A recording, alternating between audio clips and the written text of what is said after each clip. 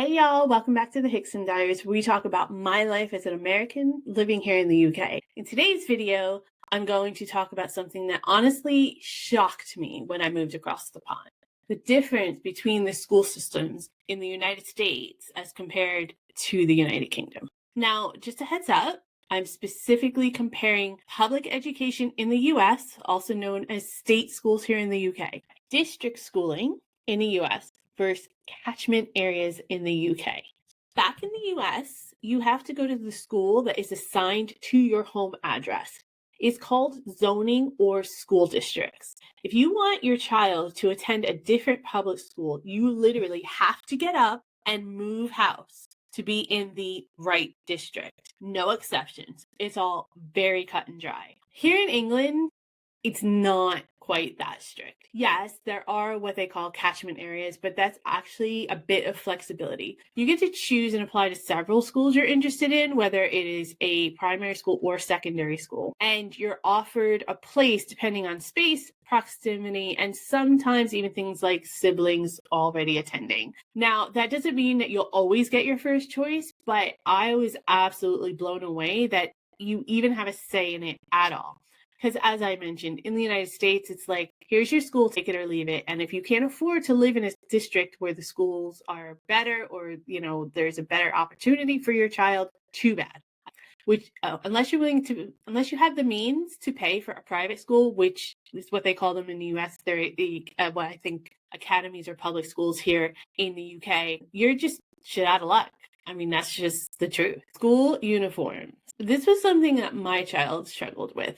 In America, there's no school uniforms unless you go to what they call a private school. When you go to public school in America or state schools, you get to wear what you want. There is a dress code. Obviously, there's certain things that you are considered unacceptable, but school uniforms are not a thing at all. I grew up wearing jeans and t-shirts to school every day. I never had a uniform. And that was the experience that my child was having as well up until we moved here to the UK. And I remember when we were talking about the transition that, we were trying to brief her and get her more comfortable with the idea of wearing a uniform because we knew that's what it was going to be like here. And she was very, very opposed to it. She was not happy about it at all.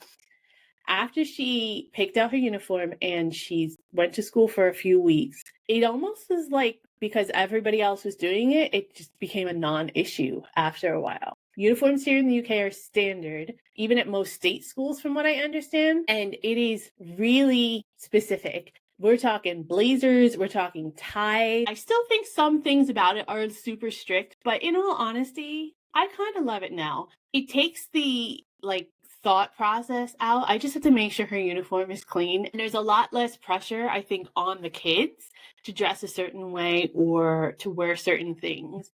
I feel like it might even out and level the playing field a little bit for them socially. Overall, I think it's a really good thing. The other thing I really like about school uniforms here in the UK is that as an adult, I can always tell who the kids are. As a parent, I really appreciate that aspect of it. Obviously, I appreciate that it makes school mornings much easier as well.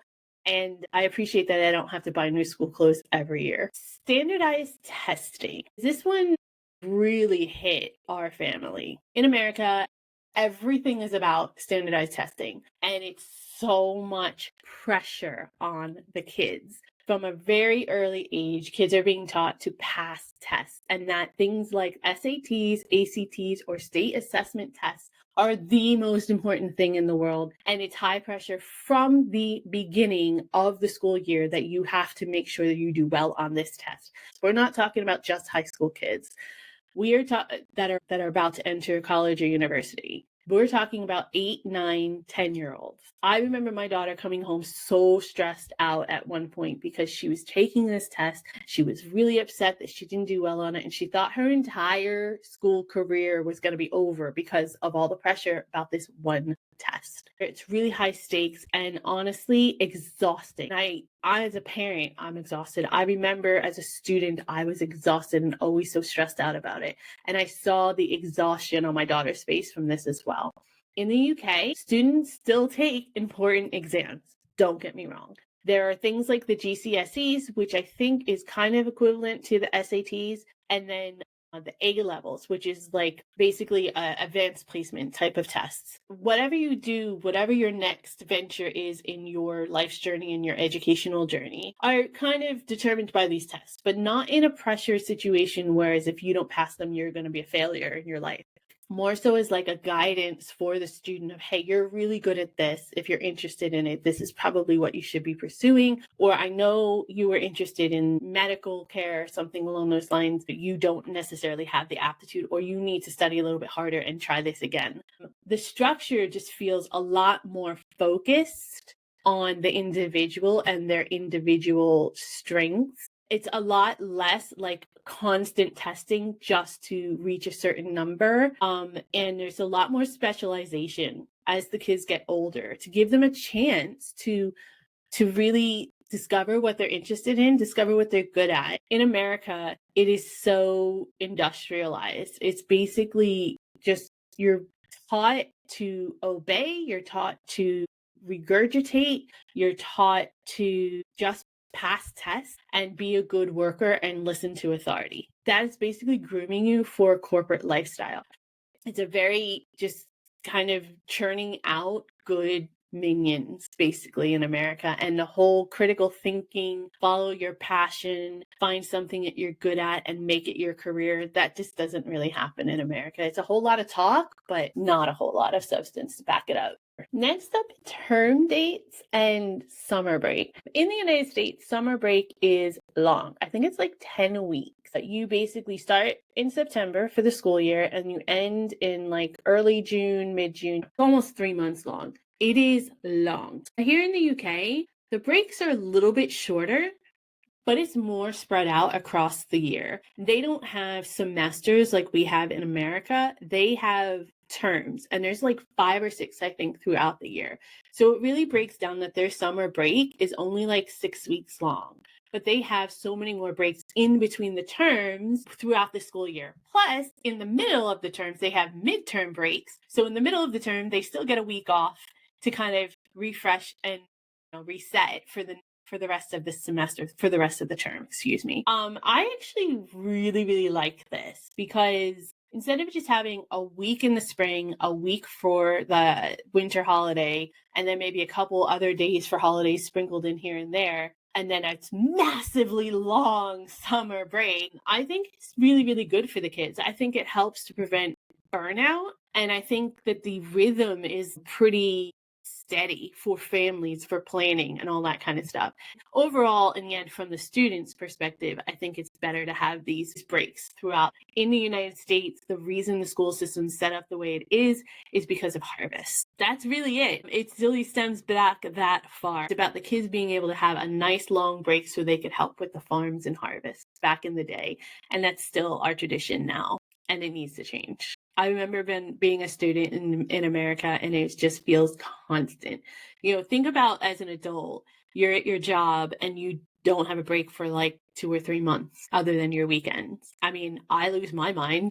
I need a break all the time from work. Maybe it's just me. You guys let me know. Hidden costs. Something else that really surprised me about education here in the UK is that it just feels more accessible. It feels more just like, hey, this is something that you need to do. This is something that needs to happen for everybody, not just people who are in certain districts or not just people who have a certain amount of money.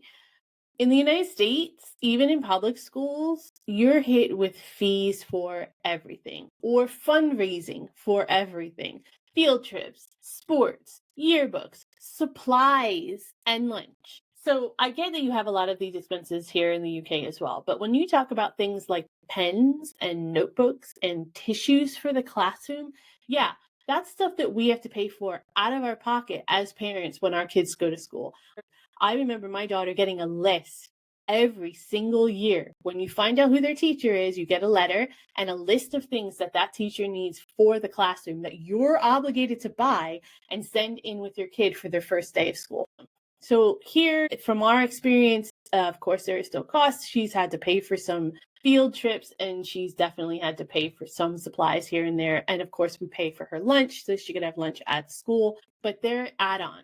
The basics, the education, the supplies, the meals for the younger kids, from what I understand, since my daughter's in secondary school, they're publicly supported. And even though we had to pay for a field trip for her to go abroad, it wasn't that expensive. And they tell you in enough time and give you a payment plan in order for you to be able to afford it. So it's just a lot more focused on people might not be able to do this if you just drop it on them like a week before they need to do it.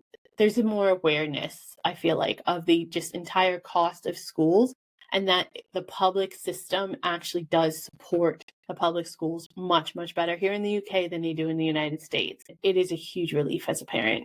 Transportation and school lunches. So in the United States, in case you guys don't know, school buses are this big staple. They're those big yellow long buses that you probably have seen in movies and television and stuff. And yes, they are real. And you are provided a school bus for free if you live a certain distance away, which is one of the few things that is free of charge when it comes to schools in America. In the UK, transportation is on you. It depends on the area, and it obviously depends on your access and proximity to it. But lots of kids walk, lots of kids bike, and lots of children take public transit, especially the older kids. It's strange to me. When we first moved, we paid for a private bus that picked her up right outside of the area where we were living. It just made it a lot easier for the family. Now, since we've moved to a new place, she just literally gets on the local buses. It takes her to her school, and she can take whatever public bus she wants. It's really, really cool, actually, in that aspect. And I really applaud and appreciate the independence. Then when you talk about meals, so meals in the United States, school lunches are hit or miss. And I'm talking about costs and quality. Like, I've seen some school lunches in America, or you guys call them school dinners, right? That look almost like prison food. It's really gross and disgusting.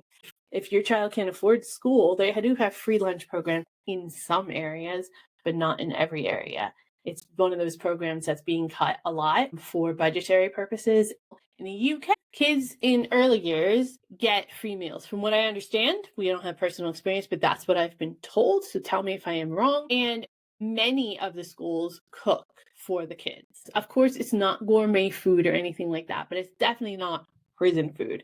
Now, our daughter has a lunch card that we put money on, and then she could buy whatever she wants from there. I think there's certain things that are free, but if you don't like that meal, then you have the option of buying something with your card. And of course, she can bring in a sandwich or something like that if she wants to as well. And the prices are much more reasonable than when I remember buying lunch all the time in school. So money, of course, in the United States, always a factor. So why would schools be any different? So there you have it, guys. Those are my honest takes on the school systems in the United States as opposed to the United Kingdom based on my personal experience and the experience I have with my family. Some things were a bit of a culture shock, but some were a pleasant surprise. And let's be fair, I'm still adjusting and learning. So let me know what you guys think in the comments below. And if you have experience in either that you'd like to share, I'd love to know. Thank you so much for joining us today. Stay safe out there, and I'll see you next time.